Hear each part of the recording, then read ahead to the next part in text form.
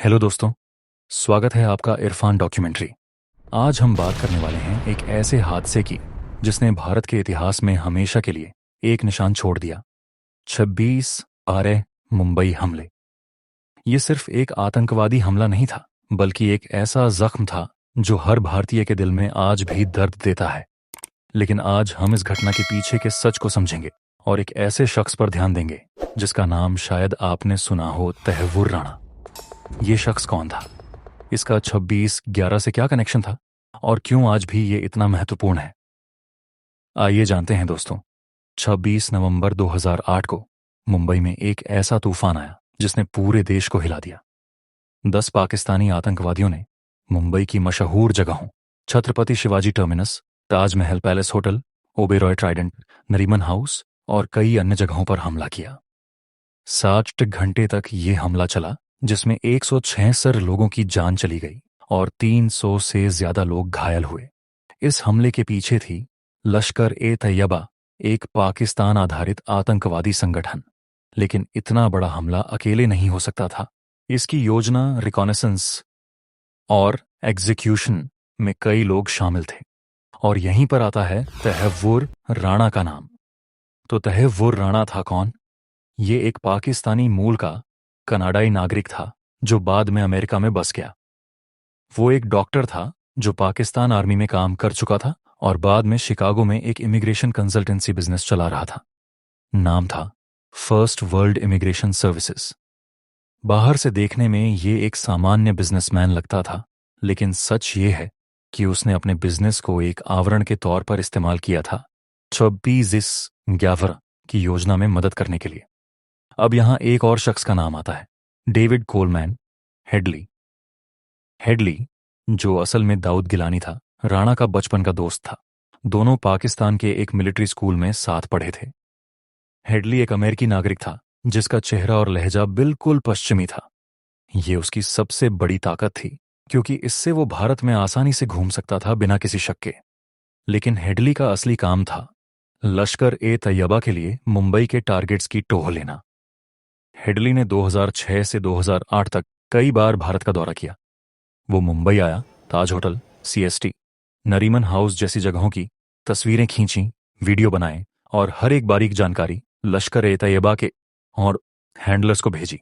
लेकिन ये सब वो अकेले नहीं कर रहा था। तहव्वुर राणा ने उसे ये सब करने के लिए तार्किक सहायता दी। कैसे? पहला, राणा ने हेडली को अपने इमिग्रेशन बिजनेस के नाम पर एक कवर दिया। हेडली ने मुंबई में एक ऑफिस खोला जिसका नाम था इमिग्रेंट लॉ सेंटर। लेकिन ये ऑफिस सिर्फ दिखावा था। इसका असली मकसद था हेडली को भारत में रहने का बहाना देना। दूसरा, राणा ने हेडली को मल्टीपल एंट्री बिजनेस वीजा दिलवाया, जो उसे बार बार भारत आने जाने की सुविधा देता था। तीसरा, जब हेडली भारत में था, वो राणा के साथ फोन पर लगातार संपर्क में रहता था। कभी 20 बार, कभी 40 बार, कभी 60 बार एक ही ट्रिप में। ये बातें कोई छोटी मोटी नहीं थीं। ये दोनों हमले की योजना बना रहे थे। अब एक सवाल उठता है, क्या राणा को सच में पता था कि हेडली क्या कर रहा है? जवाब है हाँ, बिल्कुल पता था। हेडली ने खुद एफबीआई के सामने ये कबूल किया कि राणा लश्कर-ए-तैयबा के साथ उसके कनेक्शन से वाकिफ था। इतना ही नहीं, राणा खुद नवंबर 2008 में भारत आया था, सिर्फ 5 दिन पहले हमले से। वो ताज होटल में रुका, मुंबई की और भी जगहों पर घूमा और शायद खुद भी कुछ रिकॉनेसेंस किया। ये कोई इत्तेफाक नहीं था, ये एक सुनियोजित साजिश का हिस्सा था। जब 11 का हमला हुआ तो पूरे देश में गुस्सा था, दर्द था। लेकिन राणा और हेडली के लिए ये एक सक्सेस थी।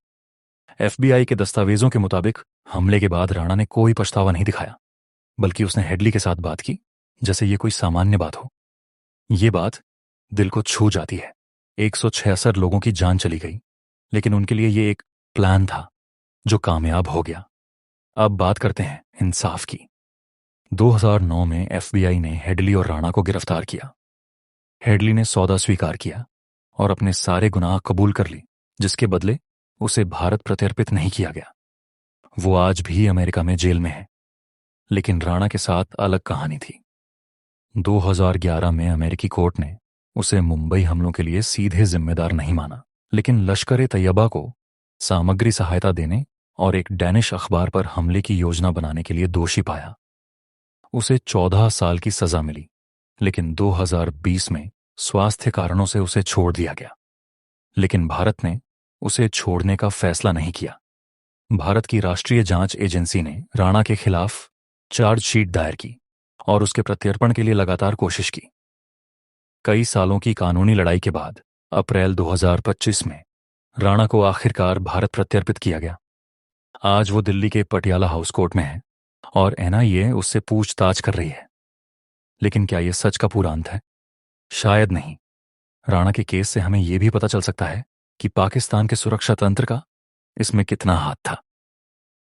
दोस्तों, 26/11 के पीछे का सच एक पहेली है और तहव्वुर राणा उसका एक बड़ा टुकड़ा है। लेकिन ये केस सिर्फ राणा तक नहीं रुकता। ये हमें ये सोचने पर मजबूर करता है कि आतंकवाद के खिलाफ लड़ाई कितनी जटिल है। राणा जैसे लोग जो बाहर से सामान्य दिखते हैं लेकिन अंदर से एक बड़ी साजिश का हिस्सा होते हैं, वो सबसे बड़ा खतरा है। और इंसाफ तब पूरा होगा जब इन सारे टुकड़ों को जोड़कर पूरी तस्वीर सामने आएगी। तो दोस्तों, ये थी तहव्वुर राणा और 26/11 मुंबई हमलों की कहानी। मुंबई आज भी अपनी वही चमक के साथ खड़ी है और हमें ये याद रखना है कि सच और इंसाफ के लिए लड़ना कभी नहीं छोड़ना चाहिए।